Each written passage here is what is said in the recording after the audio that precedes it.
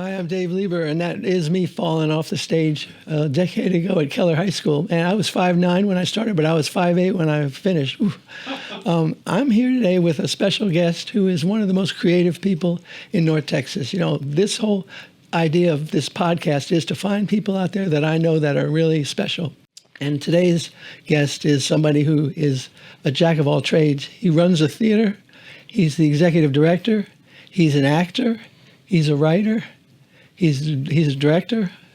I mean, this guy can do everything. And I'm so glad to welcome you, Steve Morris, to the Dave Lieber Show. Well, thank you. I'm glad to be here. You have been involved in theater since you were how old? I started really young, but probably for real when I was in high school.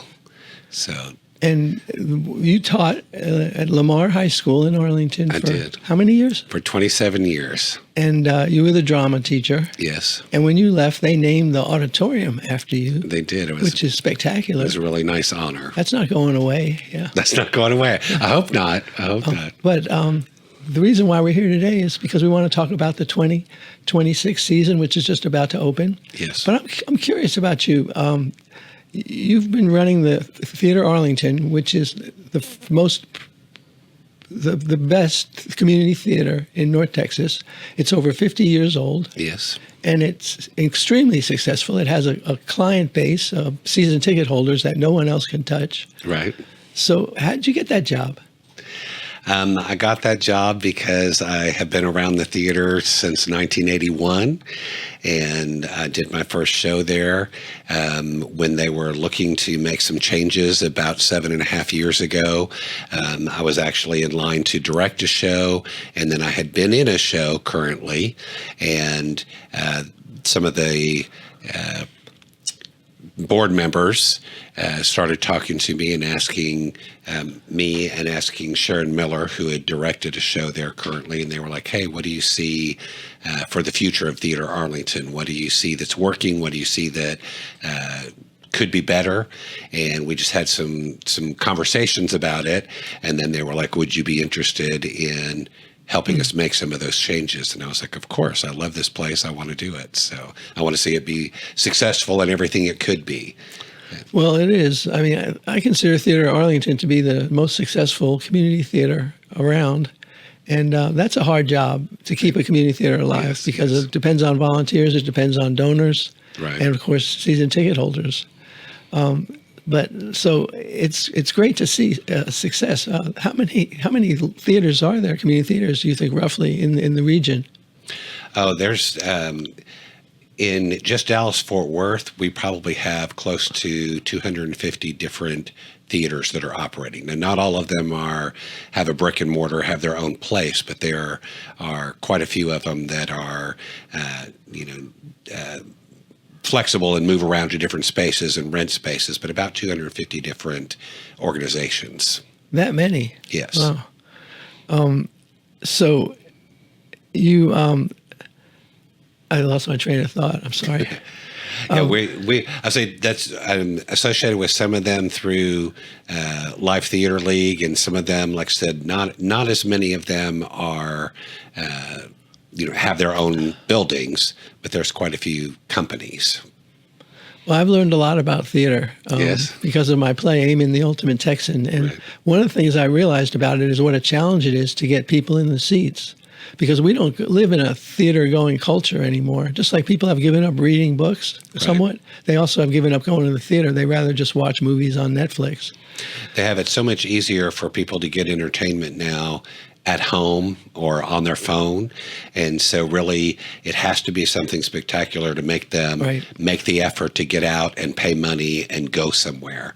And it's been really challenging with things changing, but then really from the pandemic on, it's been very difficult. The roots of the theater go back, I started in 1973, I think. Yes. With something called the Potluck Players. And then they changed their name again, and then they changed it again. Right. And, here we are, 53 years later? Yes, sir.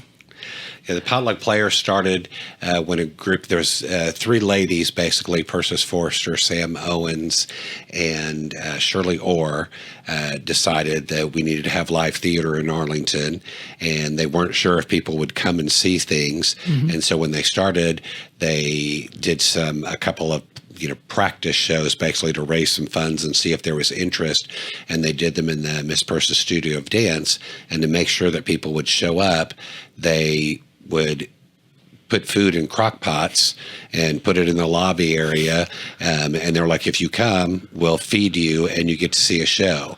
And so that's how they started calling themselves Potluck Players for a while. And that was brief. And then they became Arlington Community Theater.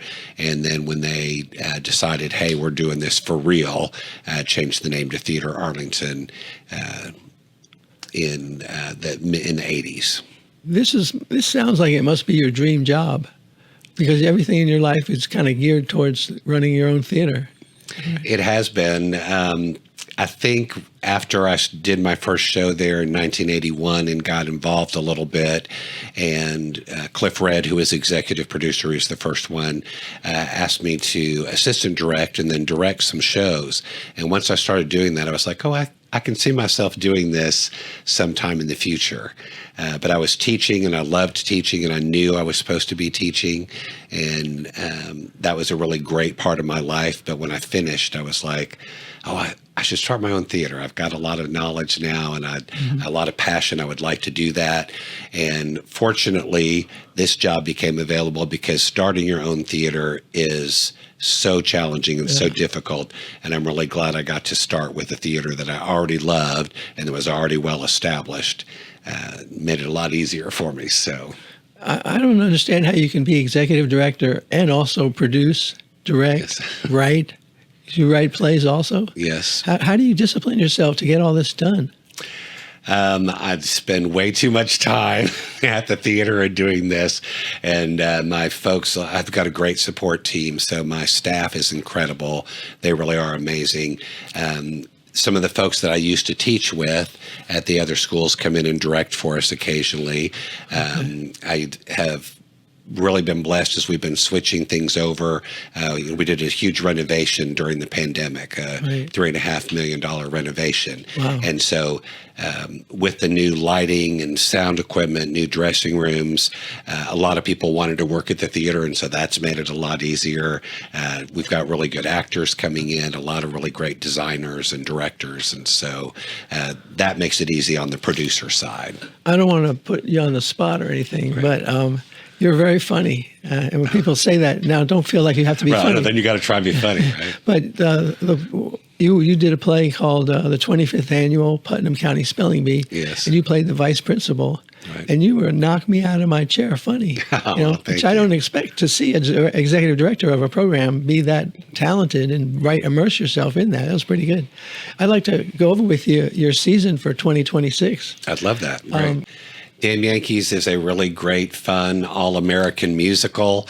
It's about the Washington Senators, a baseball team that is not doing very well, and they really want to win the pennant, but the Yankees, New York Yankees, are trounce everybody and win all the time. And so one of the ball players or one of the fans makes a deal with the devil so that his team, his Washington Senators, can beat those damn Yankees. And so it's really festive. It's a comedy. It's really fun. And I'm excited about this show. We had done it once before, in the 80s. And we're actually working on this show, and we were a week away from opening when the pandemic hit. And so all the costumes were made, the set was built. We were just about to do our tech rehearsals and then our final dress rehearsals and performances.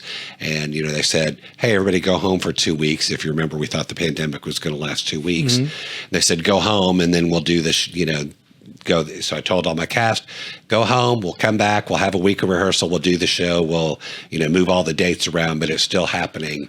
And then that just kept getting put off until, I finally had to tell them, it's not happening, guys. But now it's happening again. It's a new cast, but we're excited to bring this really fun show. Is it a musical? It is a musical. Lots of great singing. Whatever Lola Wants, the Heart are some famous songs that are from Shoeless Joe from Hannibal Shoeless Moe. Joe from Hannibal Moe, Yeah. exactly. Well, what about this? This is number 2, Cinderella family show. Cinderella, it's a kind of a new adaptation. Don Powers wrote the music, and I wrote the script and the lyrics. It's one that we wrote years ago for a little while I was in college, and when I first started teaching for about 7 years, I was the children's theater director at Theatre Arlington, and Don and I wrote about 20 musicals together.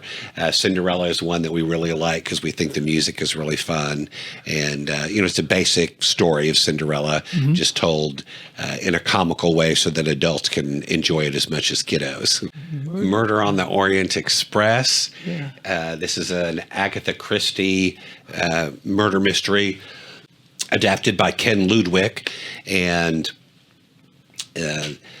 again, a bunch of people on a train, somebody gets murdered, and Hercule Poirot, a famous Agatha Christie detective, is on the train and has to figure out who the killer is before they try and kill somebody else. And the license for that is Agatha Christie. You have to say her name. Agatha Christie's Murder on the Orient Murder on Express. the Orient Express, exactly. That one is going to be really fun as well because it's a murder mystery, but it's a little bit campy and a little bit fun. So our tech director and set designer Brian Stevenson and I have been talking a lot about that to see how we can get a really cool looking train on the stage. So next up, I think, is The Wiz, which is one of my favorite musicals. I love The Wizard of Oz. It's been probably my favorite movie since I was a small child. And when The Wiz came out in 1975 on Broadway, I loved the music. And this is a 50th anniversary of The Wiz, and so we're excited to bring that show, a soul, hip-hop, rock version of The Wizard of Oz. So far, all these plays are well known, and people. Yes. What about this one here that I've never heard of before? Yeah, the next one for colored girls who have considered suicide when the rainbow is enough is a beautiful choreo play, meaning that there's lots of movement and choreography with poetry. That tells the experience of Black women in America. And we did that as we do a play reading series each year where we usually do 3 different plays that are maybe a little more controversial or maybe subject matter that we're not sure how people are going to take it or whether it would be a show that would sell tickets or not. And so we did that as one of our play readings this year, and it was really powerful. We had great conversations afterwards, and so we decided we're going to bring that to the main stage. So that's something we need to know about Theatre Arlington is that you take risks with certain plays. We do. We try to. We've done that with our play reading series. Now, American Son is also a beautiful play that was about the police and how it relates to young Black men and the relationship of that. We did that show as a play reading and then again brought that to the main stage because the thing I like about our play readings is we have conversations afterwards. So we talk with the audience. We say, what did you think about the play? What related to it? What, would you like to see this again? And so it's been really successful. Oh, I look forward to seeing it. Okay, and this one here, 33 Variations. 33 Variations is a show that is not really well known, although Jane Fonda, I believe, did that on Broadway several years ago. It's about it goes back and forth between our time and Beethoven's time. And so there is a Beethoven scholar, a woman who is enthralled with the fact that Beethoven wrote 33 variations on this one musical piece by another composer that was very simple. And she was like, why did he get so fascinated with it? Why did he write all these different variations on this very simple tune? And so while she's trying to figure out why that happened, she's also dealing with a terminal illness and trying to make up with her daughter, who she is estranged from, before her time is done. Okay. And so we go back and forth from Beethoven's time, finding out why he was enthralled with this piece of music, and the woman's time. And so, it jumps back and forth. I think it's told really well. It's really beautiful storytelling, and I like things that have a little bit of a mystery to them, but also it's got that human connection part of it that is so nice, and that pathos to it. So I'm excited about that. Pathos. There's a word for me from English class in 10th grade. That's right. Along with in media res, right? Yeah, exactly. Okay, so Seussical JR. That's our all-youth musical. So every year we do a show with kids 8 to 18. And Seussical is really fun. It combines lots of the different Dr. Seuss stories. I love our youth musical when that happens, because the kids are so enthusiastic. I love seeing them grow from their first rehearsal to the end. And then we also have places, all the kids that work backstage are youth as well. So they do work with a professional director, choreographer, and music director. But when the show is actually running, it's all kids doing everything.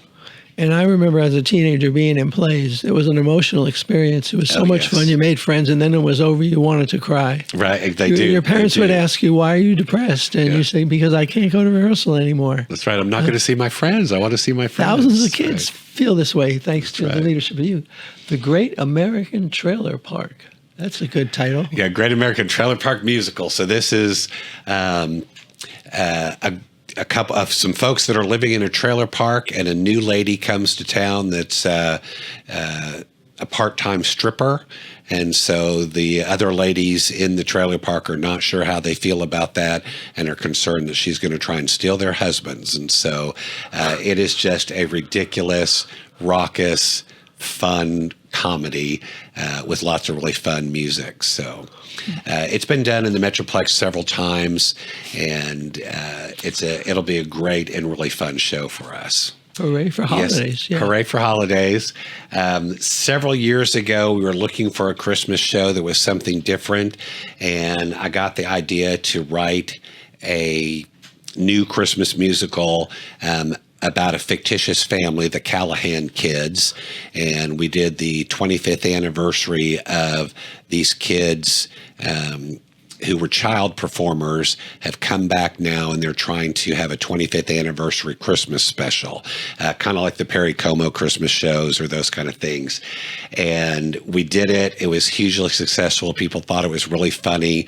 Our audience kept saying, "Well, do that one again. We want to see that one again." So a couple years later, I wrote a second version of it. And then this will be the third and final part of the trilogy, where the Callahan kids come back and are having their 50th anniversary special. What's kind of fun about the show is Act 1 is typically, you see the final dress rehearsal of the show, and then Act 2 is the live television broadcast of the special, where something always goes wrong. So I think there's 9 shows, if I counted correctly. Yes. And if somebody were watching this and they said, "Oh, those all look good. I want to buy season tickets." How do you buy season tickets for Theatre Arlington? Easy. Just go to the Theatre Arlington website, or they can call the theater if they rather do it on the phone, and you can purchase season tickets. I love our season ticket packets because we do flex tickets, meaning that you get 8 tickets and you can see whatever show you want. You don't have to use one per show. You can use all of them to go see The Wiz, or all of them to go see Damn Yankees. You can use 2 of them at a time. However you want to use your tickets, you can use them. They're good for whatever night, whatever performance you want to see it. So, well, now we get to my favorite part. Of course. At Theatre Arlington and Steve have agreed to accept Amon, my play, Amon the Ultimate Texan, as a bonus play. That's right. It'll open up the 2016 season in January 9th, 10th, and 11th. Have you ever run a bonus play before? We have not done bonus productions before, but we were super excited. We've talked several times trying to figure out how to get Amon into the season, and I was really excited that you guys have been touring with it, and I was like, this is a perfect opportunity for us to be able to work together to make it happen and put it in the season. Yeah, I really want to officially thank you for giving us the chance to participate in such a great theater. Yeah, well, we've done 70 shows in 12 cities. We just added Arlington. We've never done Arlington. Right. And I just think it's wonderful of you to let us in there like that. Well, I'll tell you, since we announced it, we have lots of folks that are excited about different shows here and there because, as you said, several of them are really great titles that folks know. But I think I've probably heard the most chatter and most excitement about Amon. I've had so many folks tell me, that they have either seen it before or that they've been wanting to see it. And so it's got a lot of chatter right now, a lot of excitement. Well, that's great to hear. Let's look at Kelvin, the director. There's Kelvin. He plays Amon Carter, Kelvin Dilks. And like you, he's a retired drama teacher right. At Birdville High School. And he's done all 70 shows without an understudy. Right. Hasn't missed one, knock on wood. Let's see what's next, Lexi. Who we have next? There she is. Yes. Yeah, I'm counting on all the retired drama teachers to help us here, and so far it's been working out great. When I first started at the theater and I started getting my retired theater friends to come back and do shows, actually the mayor of Arlington at the time, Jeff Williams, was like, that's such a great business plan. That's so smart of you to do that. And I was like, it was kind of like, I'm glad I'm getting credit. It wasn't really a plan. It was more like, I know these people are super talented, and that I've seen their work so many times and how well they work with people. And it has been really great for Theatre Arlington, though, to use a lot of retired teachers. Because, we know our stuff. We know how to make a really good show on a very small budget. And so it's been a really good experience. I'm just really happy that you gave us this chance to do it because you have not seen the play yet. I haven't seen the play. I've read the book. Thank you. And talked to you about it. But I've heard great things. And so that really helped with my decision as so many people that have seen it was like, you guys have got to do this piece of work. And so, yeah, I'm grateful for you because you're taking a chance. You haven't seen, I'm sure you've seen most other plays that you put on. Most of the time, yeah, yes. and read the script. Right. When we first met about 5 years ago to talk about this, what I remember is I left you a stack of my books yes. and a stack of scripts and pushed it over to you and you said, quote, I guess I have some heavy reading to do. That's right. That's right.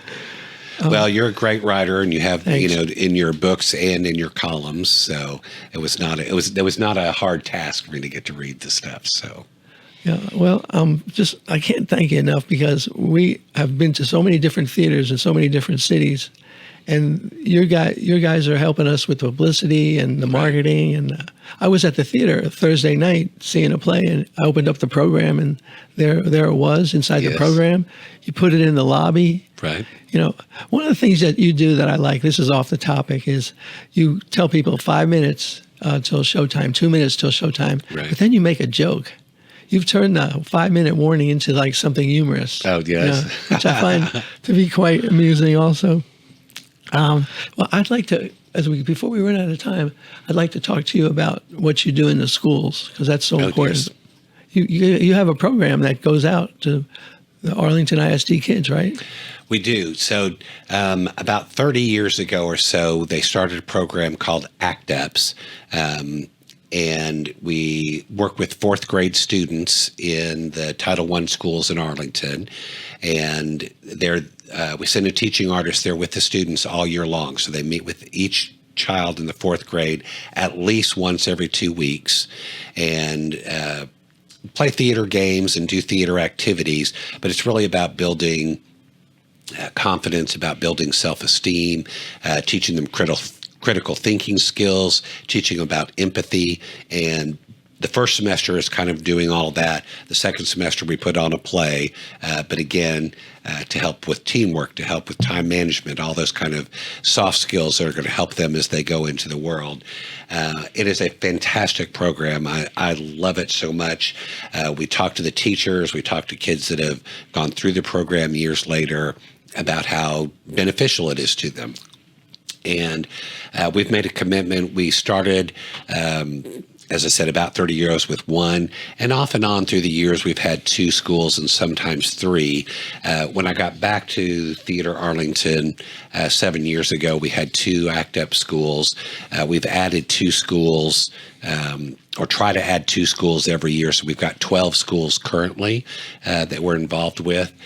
We also have a great program called Show in a Box, which is a traveling troupe that does literature-based material.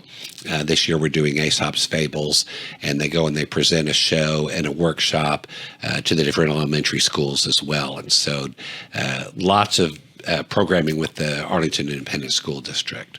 That's wonderful.